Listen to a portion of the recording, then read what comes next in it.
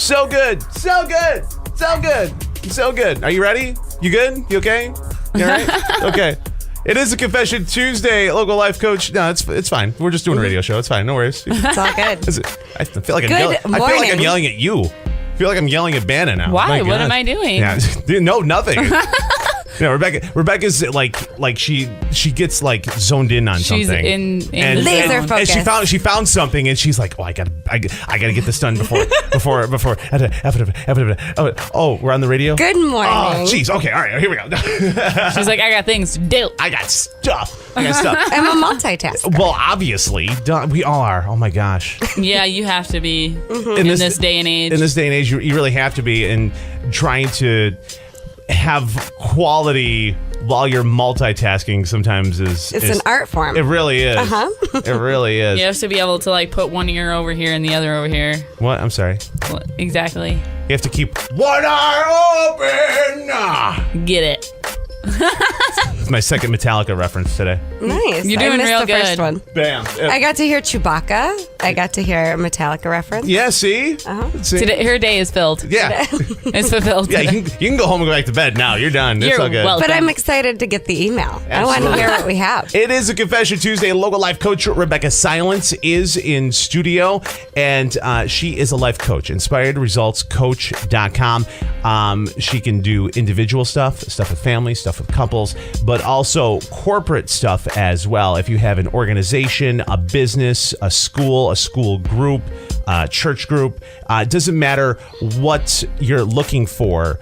Rebecca can help you with whatever it is. Absolutely. And in the corporate training, you can look on the website, inspiredresultscoach.com, see what's available. But primarily what I'm doing is I'm helping people with communication. I'm helping people learn how to actually be heard and get the team to work with them on creating the goals. So here's what we do here on a Tuesday morning. All you have to do at any point throughout the week, you can go to cnykiss.com, click at the Confession Tuesday icon. It's on the left-hand side, and submit your story. What's going on in your world? Doesn't matter how mundane you may think it is, because some people are like, it's nothing. But at the same time, it's something.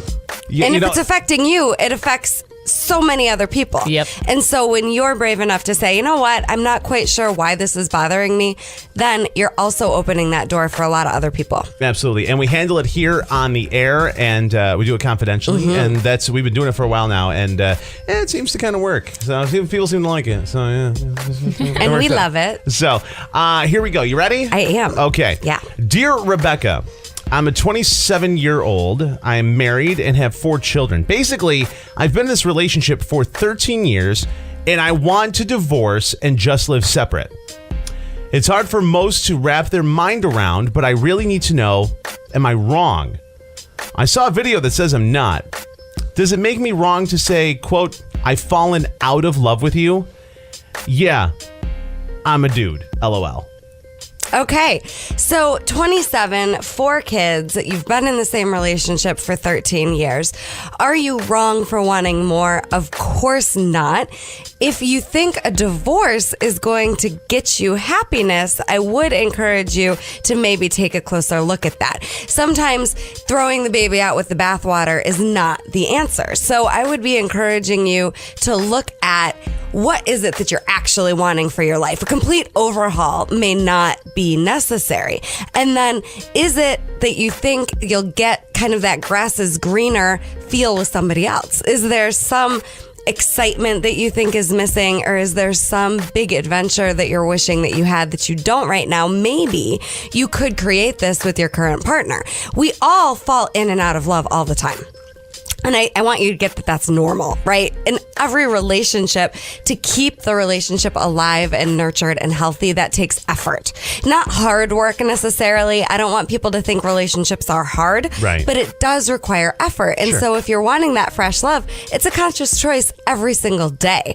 And it's amazing how easily we can slip away from each other, right? If even just a few days go by and you're disconnected, that disconnect just almost doubles in size by the second. Well, Even with the we were talking about multitasking to start the segment and whatnot, you could still be in the same room together but be on your separate phones and not communicating, and you're together but there really isn't and it's amazing how impactful that can be. It's true though. There's absolutely right, like all the time. You're used to me coming in and being totally connected to you. I was finishing something up and it was significant, right? Energetically. And so that happens in our relationships, and a lot of times, like what was just going on with us off the air, it's completely unconscious and unintentional. It's not that you weren't important to me. It's just that this energetic shift actually makes a really big wave in the relationship. And so what I encourage people to do is stay connected. It doesn't mean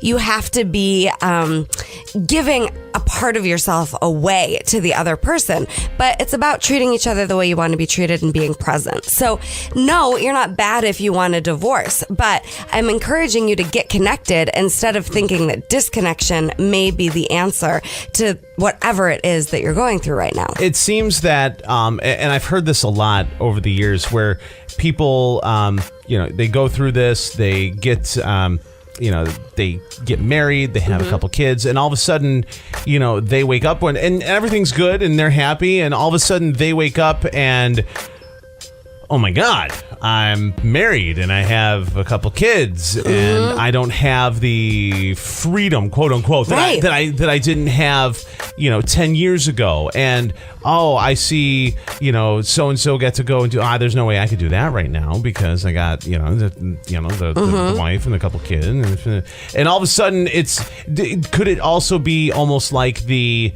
yearning for what you don't, what you used to have, but you gave up for what you wanted, kind of a thing? Well, sure, but in this case, it sounds like he never even had it. If he's 27, been in this relationship for 13 years, right? When did he have the opportunity to have that freedom, get to know himself?